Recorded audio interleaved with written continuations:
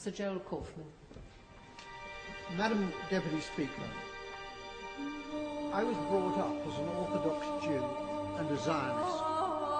On a shelf in our kitchen was a tin box of the Jewish National Fund, into which we put coins to help the pioneers building the Jewish presence in Palestine. I first went to Israel in 1961, and I've been there since more times than I can count. I had family in Israel, and I have friends in Israel. One of them fought in the wars of 1956, 1967 and 1973, and was wounded in two of them. The tie clip which I'm wearing is made from a campaign decoration awarded to him, which he presented to me. I've known most of the prime ministers of Israel, starting with the founding prime minister, David Ben-Gurion. Golda Meir was my friend. So was Yigal Allon, the deputy prime minister, who as a general won the Negev for Israel in the 1948 War of Independence. My parents came to Britain as refugees from Poland. Most of their families were subsequently murdered by the Nazis in the Holocaust. My grandmother was ill in bed when the Nazis came to her hometown of Stashov. A German soldier shot her dead in her bed. Madam Deputy Speaker, my grandmother did not die to provide cover for Israeli soldiers murdering Palestinian grandmothers in Gaza. The present Israeli government ruthlessly and cynically exploit the continuing guilt among Gentiles over the slaughter of Jews in the Holocaust as justification for their murder of Palestinians. The implication is that Jewish lives are precious, but the lives of Palestinians do not count. On Sky News a few days ago, the spokeswoman for the Israeli army, Major Leibovich, was asked about the Israeli killing of, at that time, 800 Palestinians. The total is now 1,000. She replied instantly, 500 of them were militants. That was the reply of a Nazi. I suppose the Jews fighting for their lives in the Warsaw Ghetto could have been dismissed as militants.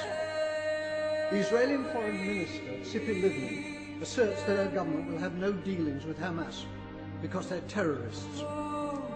Tzipi Livni's father was Eitan Livni, Chief Operations Officer of the terrorist Irgun Tzvai Leumi, who organized the blowing up of the King David Hotel in Jerusalem, in which 91 victims were killed, including 4 Jews. Israel was born out of Jewish terrorism. Jewish terrorists hanged 2 British sergeants and booby-trapped their corpses. Irgun, together with the terrorist Stern Gang, massacred 254 Palestinians in 1948 in the village of Deir Yassin. Today, the present Israeli government indicate that they will be willing, in circumstances acceptable to them, to negotiate with the Palestinian President Abbas of Fatah. It's too late for that, Madam Deputy Speaker. They could have negotiated with Fatah's previous leader, Yasser Arafat, who was a friend of mine. Instead, they besieged him in a bunker in Ramallah, where I visited him. It's because of the failings of Fatah since Arafat's death that Hamas won the election, the Palestinian election in 2006. Hamas is a deeply nasty organization, but it was democratically elected, and it is the only game in town. The boycotting of Hamas, including by our own government, has been a culpable error from which dreadful consequences have followed. The great Israeli Foreign Minister Abba Eban, with whom I campaigned for peace on many platforms, said, "You make peace by talking to your enemies." However many Palestinians the Israelis murder in Gaza, they cannot solve this existential problem by military means. Whenever and however the fighting ends, there will still be 1.5 million Palestinians in Gaza and 2.5 million more Palestinians in the West Bank, who are treated like dirt by the Israelis, with hundreds of roadblocks and with the ghastly denizens of the illegal Jewish settlements harassing them as well. The time will come, not so long from now, when they will outnumber the Jewish population in Israel. It's time for our government to make clear to the Israeli government that its conduct and policies are unacceptable, and to impose a total arms ban on Israel.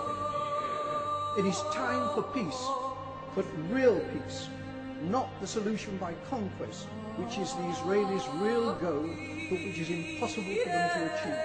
They're not simply war criminals, they're fools.